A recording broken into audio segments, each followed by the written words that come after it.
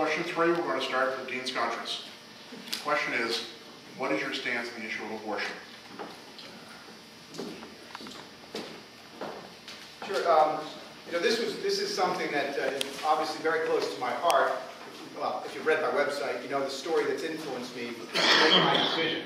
But amazingly, when I first started this race, I mean, this is something that I know there's a lot of disagreement about.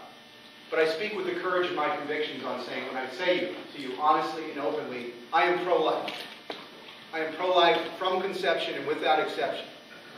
And I had a lot of people tell me early on, God, we love you on the economy, and we love you on defense, and we love you from a fiscal conservative perspective.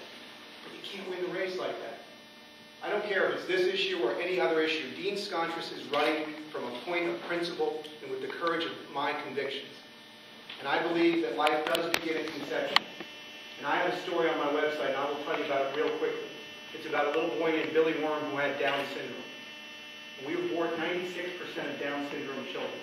And I listened to an oral dissertation about removing Down syndrome from the gene pool. Meanwhile, I grew up on 30 Love Lane with 7 kids in my family, and often we thought there was an 8th one. And his name was Billy Worm, and he had Down syndrome. Well, one day, 3-year-old Dean Scontris was running around the pool and tripped in. And nobody saw me. But guess who was there to save my life? You bet it was Billy Worm. And I'll never forget the image of that. So when I hear people suggest that we should select life because it's weak or it's strong, or it's rich or it's poor, I have been personally affected by that. And I stood up in that room, and I said with respect, as I'll do without this race, that I can't support that. Because I was personally saved by an individual himself, who you may think to be infirm, and you may think not to be worthy of society, that saved my life. That's why I'm pro-life. And like every issue I'm running on, I will say it with grace, I will say it with dignity, and I will say it from a position of principle and courage. Yesterday, I received the endorsement of the National Right to Life. I was one of only a few candidates, and when you think there's 435 seats in the United States House, that's an honor. So you bet I will be, but I will speak with it about grace and respect for people who have differing opinions. Thank you so much.